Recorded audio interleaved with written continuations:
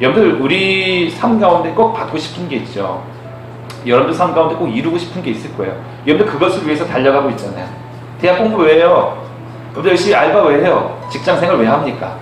나는 돈을 갖고 싶고, 나는 좀 행복하게 살고 싶고, 나는 좀 편안하게 살고 싶고, 나는 좀 어떤 직장이나 어디서 좀 위치에 오르고 싶고, 여러분들 마음 가운데 되고 싶고 받고 싶고 이루고 싶은 게 있기 때문에 지금 치열하게 열심히 살아가잖아요.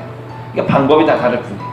결국엔 여러분들 우리의 삶 가운데 이 누가 더 열심히, 누가 더 치열하게, 누가 더 노력해서 도전하고 쟁취하느냐에 따라서 이 세상은 그 위치가 달라집니다.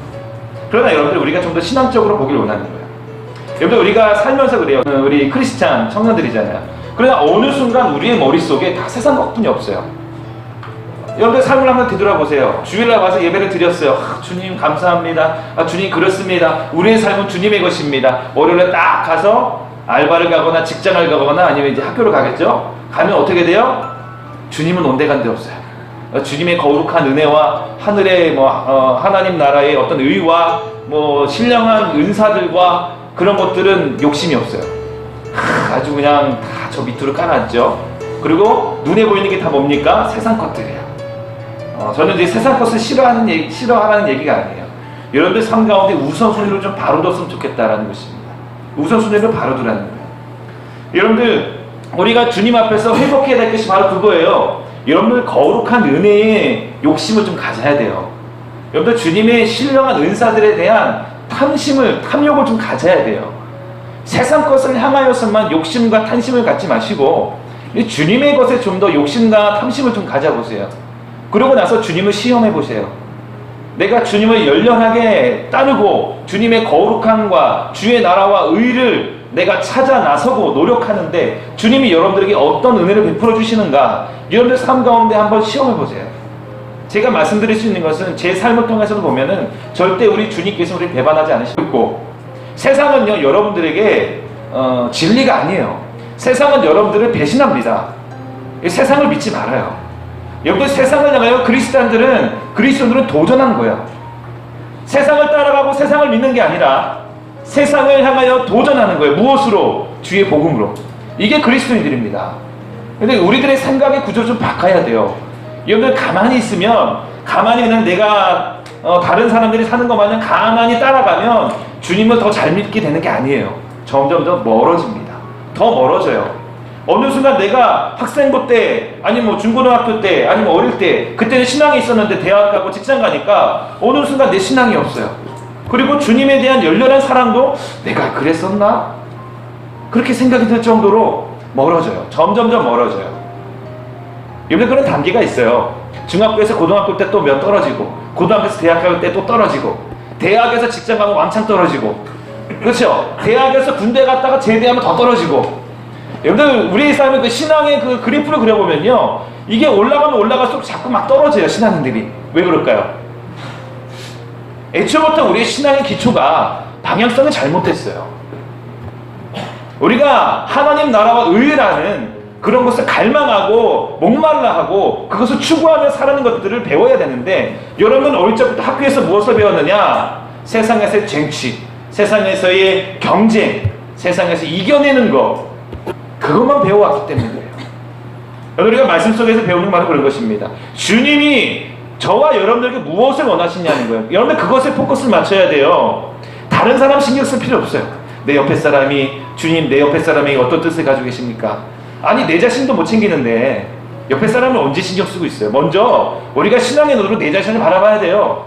내가 지금 주님이 기뻐하신 삶을 살고 있는가? 주님이 내게 무엇을 계속 내 삶 속에서 말씀하시는데 나는 귀를 닫고 살고 있지 않는가? 우리 주님께서 우리에게 자꾸 먹이를 갖다 주시는데 나는 혼자 저 구석에 앉아가지고 입도 안 벌리고 그냥 다른 사람에게 치여가지고 옆에서 그냥 있는 거 아닌가? 여러분들 우리는 말씀으로, 또한 영적인 눈으로 하나님께서 우리에게 말씀하시는 것들에 귀 기울여야 됩니다. 그것을 봐야 되는 것입니다. 오늘 예레미야서 오늘 본문의 말씀 들어가면 그래요. 자, 이 이스라엘, 이 유다가 하나님을 배반했어요. 왜 배반했냐면 여러분들 이스라엘과 남유다 다 마찬가지예요. 뭐냐면 풍족해서, 배불러서. 여러분 배불러서 배반한 거예요. 우리 주님께서는 계속적으로 예언서에 말씀하시는 게 내가 너희를 입히고 내가 너희를 먹이고 내가 너희를 애굽에서 인도해 냈는데 너희가 이제 배부르니까 너희가 배부르니까 풍족하니까 내 말을 듣지 않는 거예요. 하나님 말씀을 듣지 않는 거예요. 여러분들 우리 사람들은 마찬가지. 힘들 때 어려울 때 하나님을 찾아요. 신을 찾아요. 이스라엘도 마찬가지였습니다. 광야에서 하나님 없으면 살 수 없으니까 하나님과 꼭 붙어 다녀요. 하나님 말씀을 들어요. 출애굽해서 이제 가나안 땅에 들어갔습니다. 가나안 땅에 입성해가지고 정착을 하면서 하기 시작해. 처음엔 힘들죠. 정복해야 되니까, 땅을 정복해야 되니까. 그때만 해도 장로들이 살아 있었어요. 여호수아와 함께한 장로들이 살아 있으니까 그 하나님의 말씀과 율법이 지켜졌습니다. 그러나 여호수아가 죽고 그와 함께한 장로들이 죽고 나서 그 다음 세대들이 일어나는데, 바로 그 다음 세대요. 그 다음 세대들이 일어나는데 주님을 알지 못한대요. 하나님을 모른대요. 하나님의 말씀을 듣지 않습니다. 왜? 그들은 부모들이 일구어놓은 땅과 그들이 부모들이 일구어놓은 풍족함을 물려받은 자녀들이에요. 어릴 때보다 풍족했어요. 그들의 마음 가운데에 하나님의 자리는 없어졌습니다. 왜? 내가 먹고 살기 좋으니까. 여러분, 우리 한국교회도 그런 절차를 밟고 있는 걸 수도 있어요. 여러분, 우리나라 한국의 초대교회 때 배고프고 힘들고 어려웠을 때에 교회가 기도의 불이 꺼지지 않았어요. 그러나 어느 순간 경제가 발전하고 풍요로워지고 먹고 살기 좋고 걱정이 없으니까 기도하지 않아요. 이거는 가장 강력한 우리를 향한 공격일 수 있습니다. 여러분들, 우리가 풍족할 때 주님이 주신 은혜라고 생각하면 더 하나님께 감사해야죠. 더 예배해야죠. 우리에게 힘을 주시고 우리에게 풍족함을 주신 주님 앞에 우리가 경배하며 그 주님을 외쳐야죠. 이것이 우리 주님께서 우리에게 주신 풍족함의 축복, 이 축복을 올바르게 사용하는 것입니다. 그러나 여러분들, 이스라엘처럼, 이 남유다처럼 하나님이 주신 축복을 내 것인 양 가로채버리고 하나님이 아니라 세상의 풍요로움을 쫓아가 살아간다면 지금은 괜찮은 것 같지만 곧 우리 삶 가운데에 큰 시련이 다가옵니다. 그게 영적인 시련일 수도 있어요. 경제적인 시련일 수도 있어요. 내 건강의 시련일 수도 있습니다. 어떤 모양이든지 우리에게 시련이 다가오게 된다는 것입니다. 이 남유다에게는 드디어 하나님이 참으시다가 드디어 하나님께서 폭발하신 거죠. 너희들이 멸망할, 너희들은 점령당할 거야. 너희들은 끌려가야 돼. 너희들은 포로로 가야 돼. 이 말씀을 예레미야에게 주신 겁니다. 예레미야가 이 말씀을 받았으니까 어떻게 해요? 선지자잖아요. 선지자는 말씀을 선포해야 돼요. 완전히 여러분 한번 생각해 보세요. 매국노죠, 매국노. 그러니까 얼마나 손가락질 많이 당했겠어요. 여러분, 이 당시에 예레미야 시대, 시드기야 시대 때 왕궁 안에 그 예언자 그 그룹이 있었어요. 예언자 학교가 있었어요, 이 당시에. 그 왕실 예언자라 그래요. 왕실 예언자. 그래서 왕이 어떤 직무를 보는 데 있어서 이 예언자들이 막 기도하고 막 해가지고, 왕이시여 하나님의 말씀이 이렇습니다, 막 이렇게 얘기를 하는 무리들이 있었어요. 이 예레미야가 그들과 싸우는 거예요. 예레미야 단 혼자 한 명, 주님의 말씀이 우리는 항복해야 됩니다. 우리는 항복해야 됩니다. 예레미야 혼자 외치고 있고요. 다른 예언자 무리들은 아니다, 무슨 소리냐, 하나님이 우리와 함께 계시기 때문에 하나님의 말씀으로는 우리가 이긴다라고 말씀합니다. 하나님이 우리를 보호하시고 우리를 지켜주시고 우리의 이 예루살렘은 멸망하지 않는다고 말씀하셨다라고 예언했어요. 그래서 이 예레미야가 거짓 예언자로 손가락질 당합니다. 언제 매국노가 된 거예요. 그래서 오늘의 이 33장에 보면 32장에 이미 항복해야 됩니다. 순순히 끌려가야 됩니다. 이것은 하나님의 심판입니다. 하나님의 벌입니다. 그동안 우리가 주님을 섬기지 않았고, 그동안 우리가 우리 배만 불렸고, 그동안 우리가 하나님을 업신여겼던 그 과거의 벌입니다. 우리는 항복해야 되고 순순히 그 벌을 받아야 됩니다. 듣는 사람이 없어요. 얼마나 고통스러웠을까요? 그래서 시위대들, 이 근위대에 있는 그 뜰에 있는 감옥에 이 예레미야를 쳐넣어버려요. 그래서 이 감옥에서도 계속적으로 이 예레미야가 말씀을 선포하고 있는 것입니다. 계속적으로 선포하는 거예요. 갇혀있는 상황에서도 하나님의 말씀을 한 사람에도 더 듣게 하기 위하여서 지금 계속적으로 선포하고 있는 것입니다. 오늘 이 말씀에 보면 그래요. 33장 1절에 보니까 예레미야가 아직 시위대 뜰에 갇혀 있을 때에 여호와의 말씀이 그에게 두 번째로 임하니라 이르시되, 오늘 이 두 번째 말씀, 이것을 지금 그들에게 선포하는 것입니다. 2절에 보니까 이렇게 이야기해요. 이를 행하시는 여호와, 그리고 그것을 만들며 성취하시는 여호와, 그리고 그의 이름을 여호와라 하는 이가 이와 같이 이르시도다라고 말해요. 그러니까 하나님의 말씀을, 자기가 하나님의 말씀을 증거하는 데 있어서 서두에 뭔가 독특하게 하나님에 대한 고백을 하고 있어요. 예레미야가 가진 신앙이에요. 이 고백은 한 절이지만 예레미야가 하나님을 향해 어떤 신앙과 어떤 믿음을 가지고 있었는지를 보여주는 것이죠. 지금 이 감옥에 갇혀있고 계속적으로 주의 사역 때문에, 주의 복음 때문에 손가락질 당하고 매질을 당하고 고통을 당하고 있는 이 예레미야가 고백하는 이 하나님, 어떤 하나님인가? 이 세 가지로 얘기하면, 첫 번째는 일을 행하신 여호와를, 일을 행하신 여호와. 하나님, 우리 하나님은, 나의 하나님은 일을 행하신 여호와야. 이 말은 또 반대로 또 이렇게 더 다른 뜻으로 해석하면 이렇게 해요. 일을 만드시는 여호와. 우리 하나님이 일을 만드시는 여호와야. 일을 행하시는 여호와야. 이렇게 지금 이야기하고 있는 것입니다.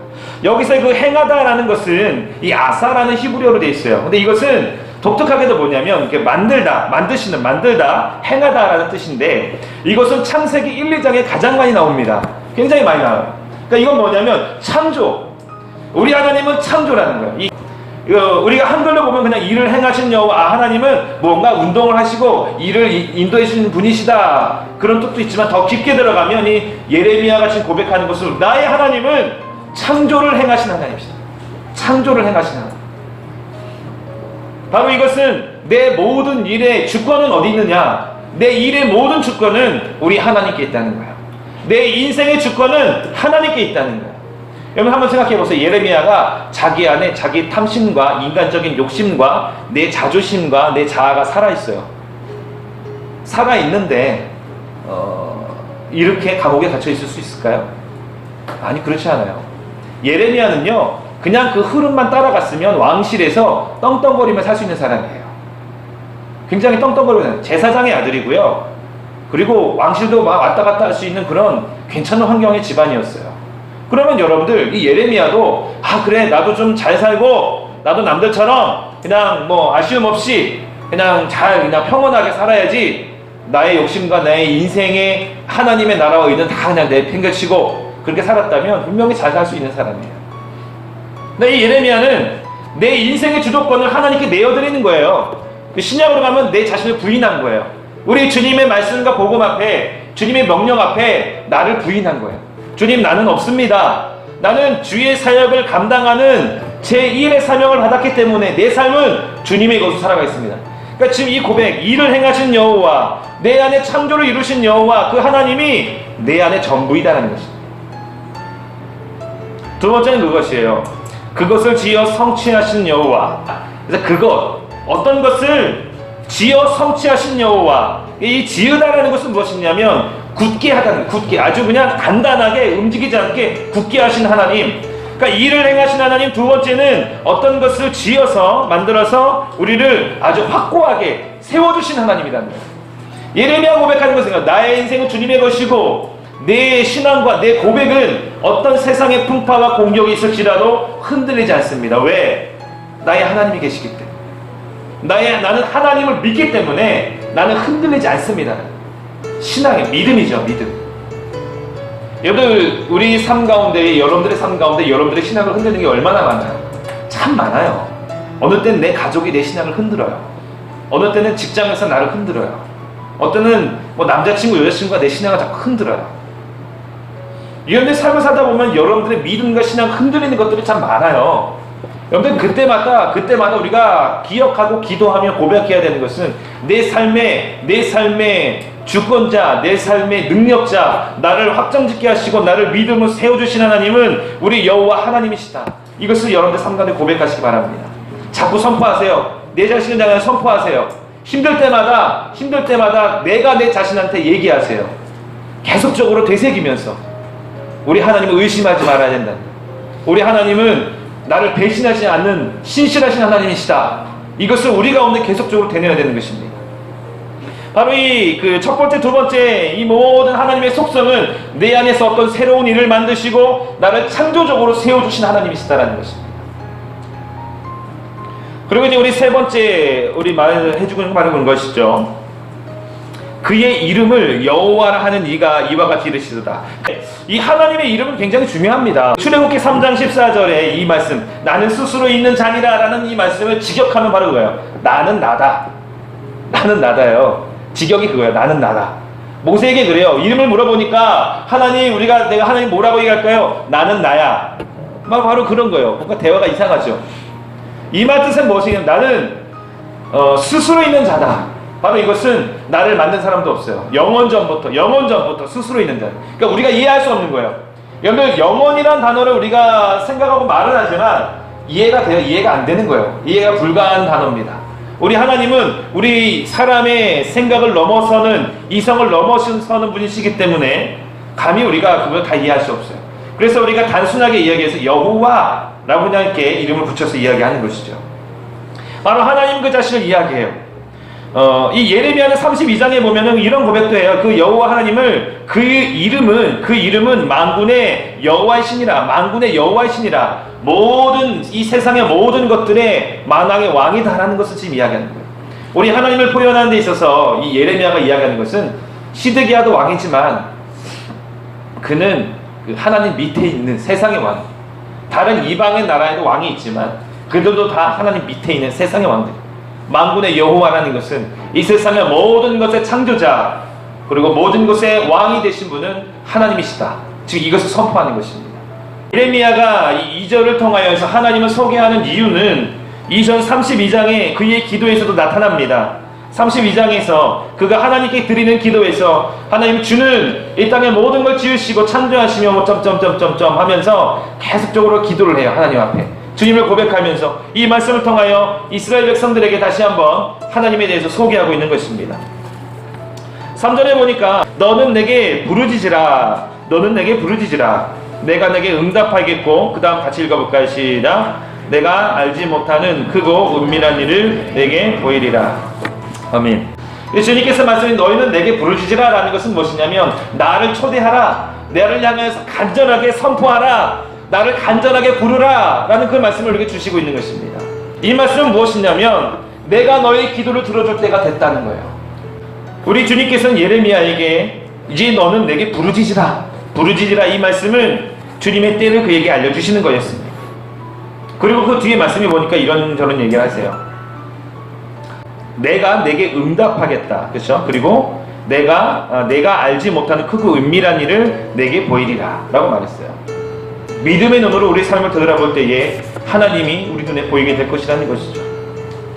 그래서 이 예레미야가 주님께서 말씀해요. 너가 이해하지 크고 놀라운 비밀, 크고 은밀한 것, 내가 알지 못하는 그것을 내가 너에게 보일 것이다라는 거. 이거를 해석해보면 그래요. 사람으로서는 감당할 수 없는, 이해가 되지 않는 일들을 내가 너에게 보여줄 것이다라는 것입니다.